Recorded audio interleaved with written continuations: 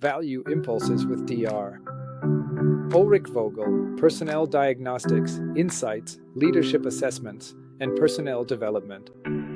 A warm welcome, dear listener, to a new episode, not just a single episode, but an entire series that I'm doing together with Steffen here from KSOB, the Southeast Bavaria Clinics, all about leadership in hospitals in 7 steps. So, we'll be addressing various topics here and working our way through them using what I'd call a streamlined and lively approach to help make leadership understandable. First of all, a very warm welcome and thank you, dear Steffen, for doing this series with me. Hi Uli, thanks so much for the invitation, and I'm really looking forward to it as well. We'll see what comes of it. We've got some great topics ahead of us, and I'm excited for the listeners too. I think everyone will be able to take something away from this. I agree, and I think the way we're doing this is really relaxed and easygoing. The starting point was actually our first episode, which I think was back in December 2023, Leadership in Hospitals, which was a real success. So a few weeks ago, we thought, let's dive a bit deeper and really get into the nitty-gritty. We've picked out 7 topics that we're going to tackle, and we'll be covering them in a concise way in this series. For those who don't know Steffen Köhler, maybe you could say a sentence or two about yourself, Steffen, so people can get a sense of who you are. Yes, absolutely. Steffen Köhler, Head of Human Resources and Education at Kliniken Südostbayern. We're located between Chiemsee and Salzburg because I keep noticing that some people aren't really familiar with Traunstein. It's a great region. Feel free to come and visit us here. Beautiful area. I'm a passionate HR professional. I really love my job, and especially, of course, my main focus.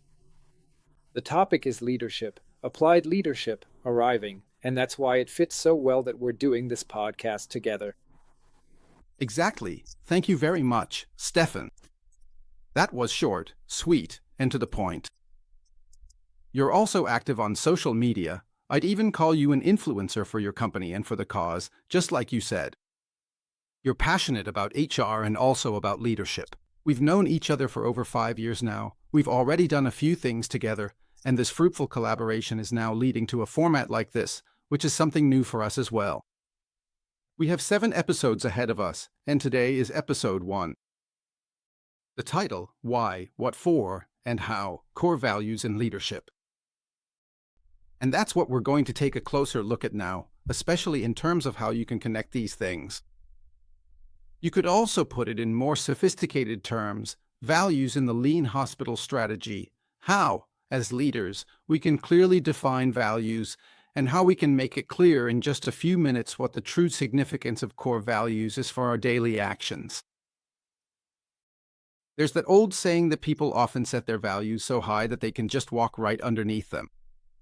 Of course, that's not what we want. We want to make it tangible and practical. That's why we're dividing our topic today as follows. First, the what are the core values in leadership? Then, the how to actually live these values in practice. And finally, we'll look at some applications so you can really get a feel for it all. And of course, it's important that we take away 1 or 2 key points at the end. And I mean, you can also look at it from a negative perspective. I've learned a lot in my life from negative examples as well, and I've even experienced someone, though this was decades ago, who, after receiving 600 applications, basically had 2 laundry baskets full and said, "All right, let's just toss out the ones on the right." And people asked in shock, "Why on earth would you do that? You can't do something like that." Well, we don't want people who aren't lucky in our company anyway. So you can already see the underlying value here, that people are maybe seen as a production factor, like a machine, but not as human beings. And that's why let's dive right in. What are the core values of leadership in hospitals? Steffen, we bounced some ideas back and forth earlier. Why don't you get things rolling a bit and share your perspective? For us, the center of everything, and therefore the most important value, is, of course, that we are patient-centered. That's basically a core value that we put above everything else. That definitely comes from the lean philosophy. It's like our North Star, shining above everything else. That's what we align ourselves with. Then, of course, there are topics like quality and responsibility. Everyone who has a role here should make sure they're strong in their own right, and that they also understand and learn to keep the patient at the center. By the way, this also applies to the tertiary areas, the administrative and support areas, which, strictly speaking, are considered waste in pure lean theory if you look at the core process, but are, so to speak, an acceptable form of waste. And of course, these areas should also make sure that everything they do ultimately benefits the patient in some way. Throughout all of this, efficiency and teamwork are key. Sometimes 1 plus 1 equals 3, and that's exactly what we want to see happen. So, it's clear in a hospital setting that the patient absolutely has to be at the center of everything. Quality is incredibly important because there's a huge responsibility. We're dealing with the highest good here, namely human life. And then efficiency and teamwork together. I'd say that's true for every hospital. If we take a closer look at you folks at the Southeast Bavaria clinics, you must have given this some thought as well. How do you approach this with your core values, or maybe even your corporate values? How do you make it more tangible? That's really the big challenge in the end. Values have to develop over time. It has to be a process. And that means, as a first step, that the top management level, the board and first level management, have engaged in a very, very intensive process to address this. What are the values that we stand for? How do we get recognition for that? That's exactly the issue. What does patient-centered care actually mean? What does it mean to put the patient at the center? And we really put a lot of effort into this, allowing for many different opinions and also having some tough discussions with each other. And in the end, we actually came up with 5 specific values that are meant to guide us in the future. I'd say those values are already present, but we want to make them tangible by continuously addressing them, letting them come alive, and experiencing them in our daily interactions with each other. One of them is reliability, and another is service orientation. Then, We have team spirit, respect, and an important value is honesty, that you can count on what we say.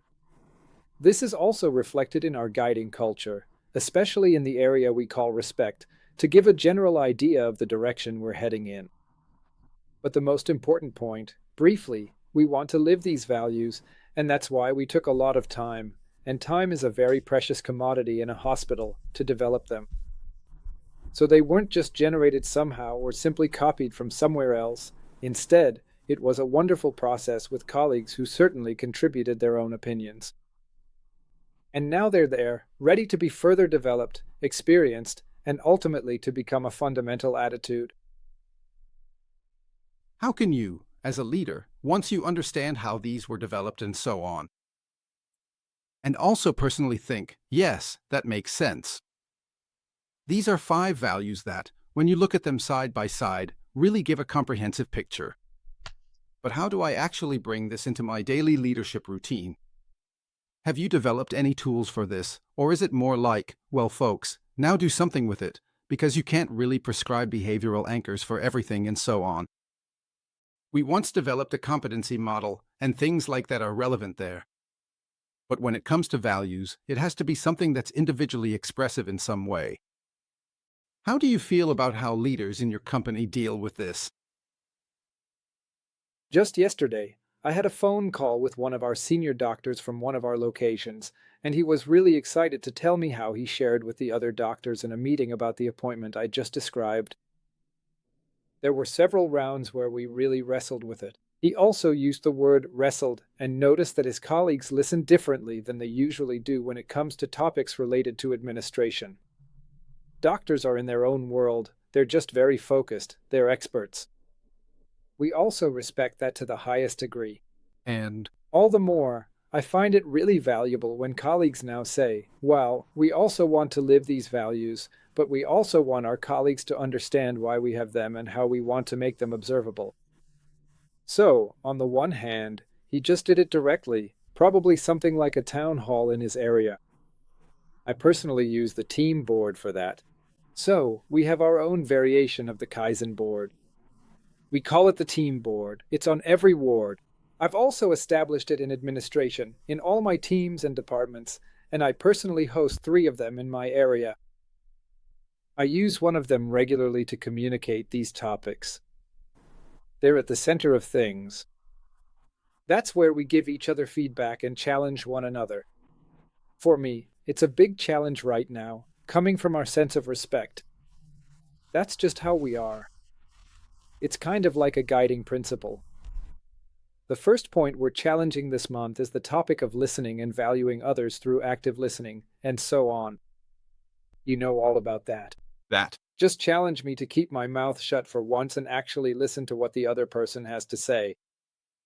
That really strengthens things, and we do it very proactively, meaning we encourage each other and say, watch each other closely. Just yesterday, I asked for feedback again, after the first 2 weeks. Yeah, it's pretty interesting, even in the meantime, and I think that's how it really comes to life. And of course, in my meetings, when I go into dialogue with my managers, I expect it from them as well. So of course, the question comes up, how do you actually put this into practice? And share some examples from your own experience. You can't just leave that up to chance. I really think you have to take an active leadership role there. If it just sits somewhere on paper, nothing will come of it. So, I'd like to pick up on the topic of team boards again, since we want to get specific, because I see with a lot of clients that these kinds of methods are being used. But it's not completely clear to every listener. But if you could briefly explain how this team board works, I think we could get even more specific. So, we need to make a distinction here. In hospitals in general, we actually have team boards on the wards where the daily operational activities are monitored, where patients are discussed, where discharge management is handled, where waste is addressed, and where critical issues like accidents or disruptions are dealt with in order to monitor them. And of course, it's a place where communication can take place. It should be brief and to the point, and it should be productive. There's no pointless chatter. The conversation is really focused and purposeful, and we've adapted that for our area in administration. For us as well, the main focus is the issue of waste at the shop floor level. I think many people are familiar with the term. In our hospital, it's naturally the medical department, the ward office, and so on, but for us in administration, it's ultimately all our areas of activity. And if there's anything that prevents us from being productive, we talk about it and try to solve it at the level where it arises. If the problem can't be solved there, then there's a certain escalation structure. It moves up a level, where people try to help with different means, and so on. It's also called a huddle, and that's one aspect of it. And the other thing is, of course, I definitely use it to share information and keep each other informed. We've been doing this for half a year now, almost 3/4 of a year, where colleagues sign up during the week. We use it once a week. That's enough for us because we don't have to manage day-to-day business through it. We discuss projects, talk about successes, share important information during vacation periods, like who's away when, and so on, just to keep an eye on things, or if someone is taking a longer break. Yeah. And it's already become clear that we're actually getting a lot more communication from one level to the next than we used to. We sometimes argue there too, so it's quite a solid tool. At first, I have to admit, I was a bit skeptical about how you could transfer this into an administrative setting, but we're still working on it. I recently got my management team together and we gave each other feedback on what we think about it. It's 15 minutes per week. We also try to stick to that time limit. The question was, is that enough time, or do we need more? And the clear message was, only if the quality is high. That means, if the information being shared has substance and is more valuable to the participants than the time they lose, since they're not at their desks moving their own topics forward during that time. I found that interesting. But it also shows, to some extent, how we promote our values in my area, namely, respect for one another, respect for each other's time, and team spirit. People come together, they talk to each other, and it's really like a marketplace. You could say, where people meet and briefly discuss topics in a very matter-of-fact way. I deliberately don't say chat or chit-chat. That's exactly what it's not supposed to be. So the spirit of lean should really be reflected there, communicating with each other in a focused, waste-free way.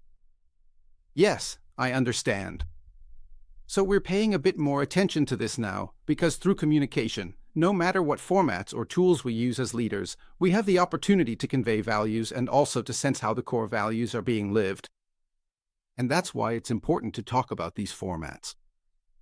Steffen, we struggled with this for a long time ourselves. We're a remote company, and for example, we have bi-weeklies, so twice a week we have meetings where we focus on operations. Of course, we also have a monthly team meeting, but every 3 weeks we also do something we call Food and Thought, where we basically have a virtual lunch together and then focus on a specific topic. For example, we also have a weekly email that gets sent out at the end of the week, which includes all the most important information.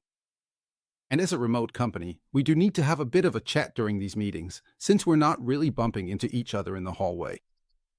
But what I mean by that is, it doesn't really matter what kind of communication format you use or exactly how it's structured. What's important is that it's suitable for reinforcing the core values, like the ones we just talked about. For you mentioned reliability and respect, and those are important for us too. In our company, we also value individuality, orientation, precision in our processes, competence, and trust. Those are our core values. And that really needs to be expressed to come across clearly. That's why communication and transparency are things you just can't do without. Without that, I can't really convey these core values, or actually live by them, manage them, or correct things when they go off track. It might sound like we're focusing a lot on communication here, but in the end, it's the vehicle we need to truly live out our core values. So I think you really have to be careful to eliminate those typical sources of error, because misunderstandings can happen quickly if core values aren't communicated properly. And then you end up with demotivation or a lack of responsibility. That's just part of it, too. But if we look at daily practice now, beyond these communication formats that happen in teams or on the wards, what can leaders actually do? What advice can we give them so they can live and demonstrate their values even more consciously in their everyday work? What are the thoughts that drive you when you're walking down the halls or moving around your company? So, there are various formats for this, and thanks for your examples as well. The team board is certainly the institutionalized tool that we simply expect to be used. For us, that's an essential part of it. Other formats for passing on information are also possible, and we facilitate those as well. I always picture the rubber duck you know from the bathtub as a metaphor for information. And the ways to communicate are many and varied. That could be a conversation, it could also be our MyK sub-app, or it could be the written word. There are lots of possibilities, like a chat in the hallway. But somehow, the information, the duck, has to make its way through all the levels and actually reach the staff working directly with the patient. Otherwise, we lose the duck somewhere along the way, or it suddenly changes shape. That's a problem we face regularly, and dealing with it will be a challenge. We're currently building a platform in our app that really focuses on delivering these lean topics, where you can access them very easily. Leaders also get informational materials that they can download to inform themselves and prepare for their rounds. We're working with the leadership team. We also have training sessions for Semmelin, 3 days for the leaders, so they really get the tools and the toolkit and can try out how to use them. And this kind of topic is a favorite of mine, something I imagine for myself. It doesn't exist yet. But that's exactly what's currently being developed, like, hey, you could just get together for lunch, just 10, maybe 5 to 10 people who meet up, get a bit of info from the leaders, and then have a chat together. Because, as you just said, sometimes you need a few minutes together, and this way you can create an active lunch break. And then, especially the first level of leadership could maybe have a dialogue with employees, even at the patient level, and hear unfiltered what they actually perceive as waste and what kinds of disruptions they're experiencing. I can imagine that it really does make a difference, especially when it comes to service orientation. If you get the sense that, in your area, you're dealing with so many HR topics, something as simple as employee self-service, for example. There. Sometimes you wonder, couldn't employees be more efficient? But it's tricky hearing from the ground up, and when you make them feel heard. And When you actually implement some of those things and they notice it. I think that gradually creates a kind of communication within the company that shows we take this seriously, and our values aren't just a nice poster, but are actually put into practice. That's the direction I'm thinking in. Feedback as a part of our culture, maybe even as an institution, leadership feedback. Those are topics we're currently exploring as well. There will definitely be some developments in that area. let me circle back for a moment, because time is really flying by here. If we get right to the point again, what are the core values of leadership in a hospital setting? We clearly have this focus on patient-centered care. We also clearly have quality, which goes hand in hand with the huge responsibility for human life, and of course, efficiency as well. You've mentioned lean and waste and so on quite a few times now. I think it's really good that this is being addressed so centrally and directly. So, the question is, how are these values actually integrated successfully into leadership practice? We've really made a point here of giving communication and the different formats a lot of space. And of course, the attitude of each individual leader is also important. So, being a role model is still what we really need to put at the forefront. In other words, not preaching water and drinking wine, but actually doing things the way we say. We're copying machines as humans. That means, ever since the Stone Age, we've learned by watching others. That's our genetic programming. But in the end, as leaders, we do have to guide all of this a bit in the right direction. So, I would say communication, being a role model, and goal management are important. If we really want to successfully transfer these core values into leadership practice. And now, besides these main values, you didn't just mention patient-centeredness, quality, and efficiency earlier, which apply to all hospitals, but also your own values. I've also brought in my own values here from Profiling Values, and that's why I encourage listeners to reflect on their own values as well. There's always an overlap of values. I have personal values, and I have company values. If those don't overlap, then I'm with the wrong employer, or the employer has the wrong employee or staff member. So here, please ask yourself, as a leader, how well do I actually know my own values, and how clearly do I communicate them? And I think, Steffen, we've talked about this quite a bit in the context of leadership development. It's not such a simple topic to get people to reflect on their values. Maybe you'd like to share a brief statement or perhaps an experience from your own leadership work. How do people reflect on their values, maybe in your organization as well? Yes, I think they do reflect quite often, especially when it comes to the idea of service. That's really important, and also the topic of respect, which they expect, especially from the company, that their work with patients is valued. And I think if we manage to ensure that what we model or demonstrate is really in sync with what we want to achieve, so if it's something people can actually experience, then I think it just happens naturally. At that point, we've basically got an unstoppable process going, and that's exactly where we want to be. We noticed this a few years ago when we did a profiling, or rather a great place to work assessment, and we already saw that we had quite a bit in place when it came to culture and audits. We were doing pretty well in that area, but we got some feedback from our employees that was a bit different from what we expected. That feedback kind of gave us the push we needed.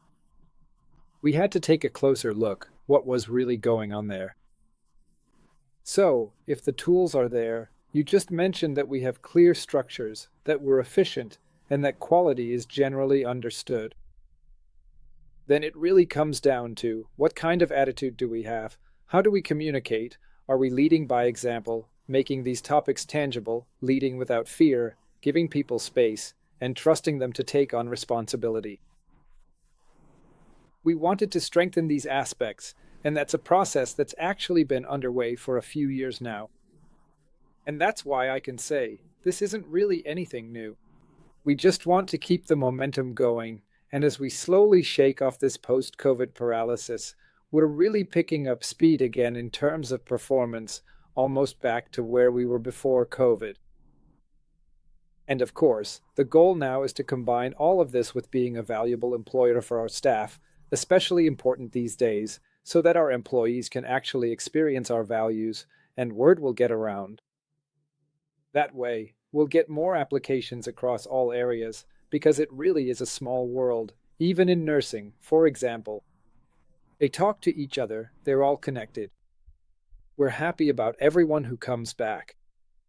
And that's already happening actively now. We're really on a good path to making this tangible.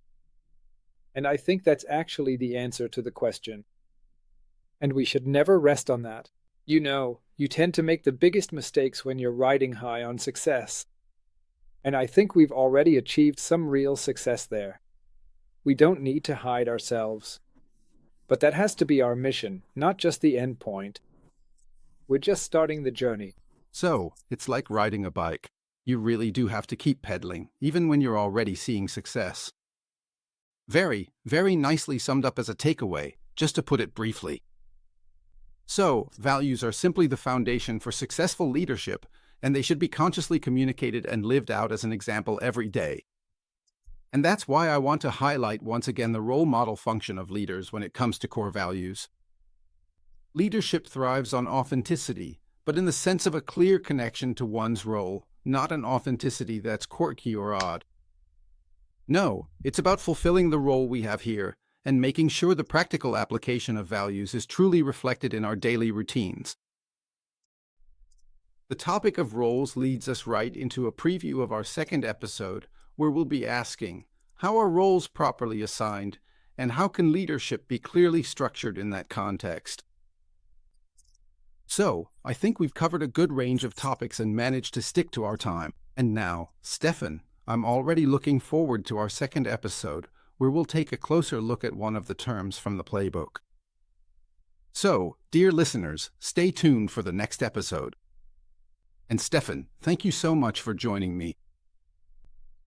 Thank you very much as well for your time. It was a pleasure again. I really enjoyed it, and I'm also really looking forward to the next episode, because that's one of my favorite topics, roles and understanding roles.